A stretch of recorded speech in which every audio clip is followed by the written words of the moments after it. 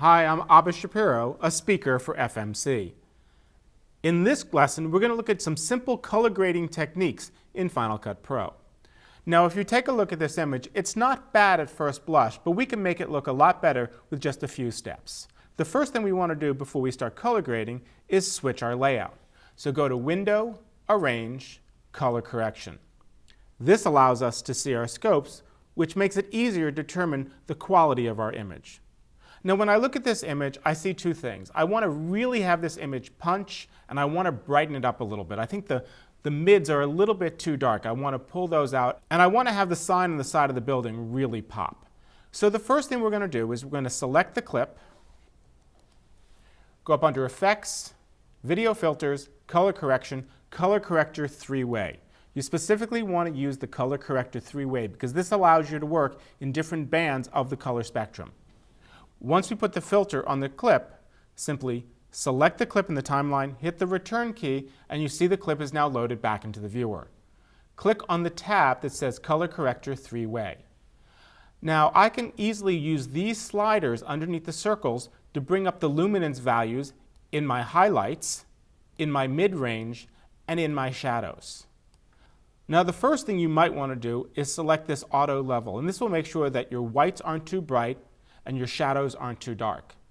Now, this is a quick fix. When really doing serious color grading, you'll want to adjust these sliders against the scope.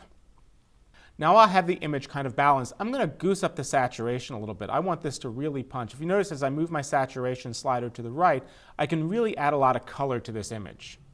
The other thing I want to do is I want to bring up my mid-range just so everything punches out a little bit. If things start getting a little bit muddy or gray, and I can see that in my black levels, I can go over here and move the slider to the left and really make it nice and rich. So this is a nice quick fix. If I want to see how it looked like before and after, if I'm in the color correction layout, next to the video scope is the frame viewer. And this allows me to look at the image before and after. On the left is my after, on the right is my before. Okay, and as you can see, my building punches out really nicely. But if I really wanted to bring this up to the next level, I'm going to show you another great little trick. I'm going to select the clip in the timeline and duplicate it. So I'm simply going to hold down the Option key, select the video. Now holding down Shift and Option, I can drag the clip from 1 onto track 2, and I've just duplicated the clip. I'm now going to right-click and add a composite mode.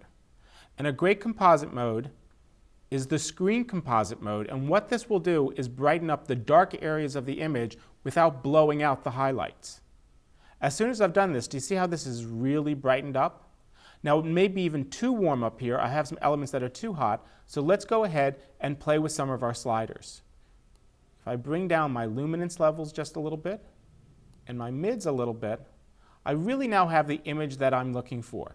Let's go ahead, switch over to the frame viewer, and look at the before and the after. This is the before, not a lot of punch. It doesn't seem to be that dynamic of a shot. This is the after. The colors really pop, and I can really see the sign. That's a very quick overview of using the 3-way color corrector and a composite mode to improve the look of your image. I'm Abba Shapiro, and thanks for watching.